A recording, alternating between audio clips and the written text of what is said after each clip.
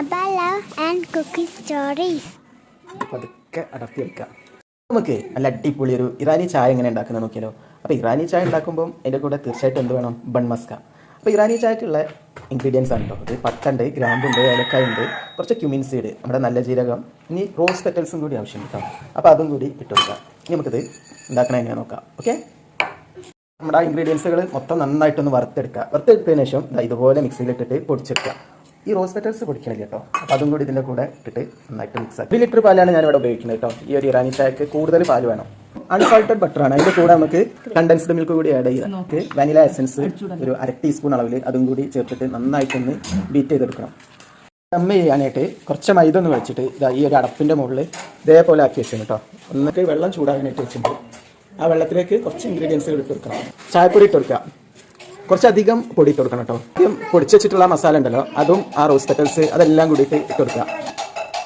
Okay, ഇത് അടച്ച് വെക്കാം കേട്ടോ. ഈ പാത്രം നമ്മൾ നേരത്തെ നല്ല രീതിയിൽ അമർത്തി വെക്കണം. ഇതിൻ്റെ ഈ എയർ പുറത്തോട്ട് പോകാത്ത രീതിയിൽ വേണം നമ്മളിത് ഉണ്ടാക്കാനായിട്ട്. അപ്പോൾ അതാ ഇതേപോലെ വേണം നമ്മൾ ദമ്മാക്കി എടുക്കാൻ. ഒരു വെയിറ്റ് വെച്ചിട്ടുണ്ട് ഇതിൻ്റെ മുകളിലായിട്ട്. അപ്പം ഇത് കുറച്ച് നേരം ഇവിടെ കിടന്നിട്ട് നന്നായിട്ട് ദമ്മായിട്ട് വരട്ടെ. ഇത് ലോ ഫ്ലെയിമിൽ വെച്ചിട്ടാണ് കേട്ടോ വേവിച്ചെടുക്കുന്നത്. ഇത് കണ്ടോ, ഇതിൻ്റെ ഒരു സൈഡിൽ നിന്ന് ഇപ്പോൾ ഇങ്ങനെ നമ്മുടെ ബിരിയാണി പോലെ തന്നെ നല്ല സ്മെല്ല് വരുന്നുണ്ട്. ആവി വരാനായിട്ട് തുടങ്ങിയത്. ുള്ള ക്രീം ഇവിടെ തയ്യാറായിട്ടുണ്ട്. അതാ ഇതേപോലെ എന്നിട്ട് അതിൻ്റെ പുറത്ത് ഇതേപോലെ കുറച്ചൊന്ന് സ്പ്രെഡ് ആക്കി കൊടുക്കുക.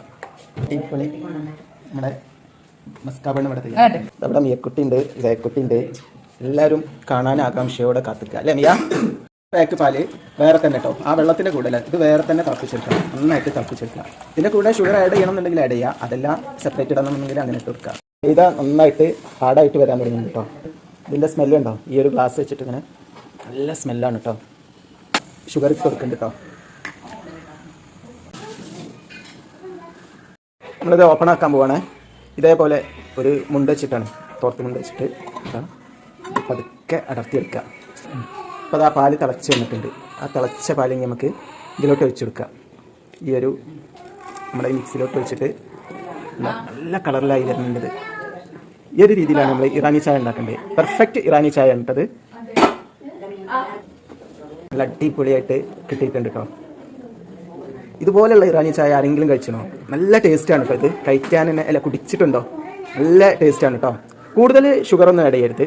ഒരു നോർമൽ ലെവലിലുള്ള ഷുഗർ വേണം ആഡ് ചെയ്ത് കൊടുക്കാനായിട്ട്. ഇനി ഒന്നുകൂടി തിളപ്പിച്ചെടുത്താൽ അടിപൊളിയായി. പൽച്ചായ എനിക്ക് ഇഷ്ടമല്ലേ? അതാണത്. അപ്പം ഉണ്ടാക്കണ പൽച്ചായ ഇല്ലേ, അത് നമ്മളൊരു വെറൈറ്റി ആയിട്ട് ഇറാനി ചായ ഉണ്ടാക്കിയതാണ്.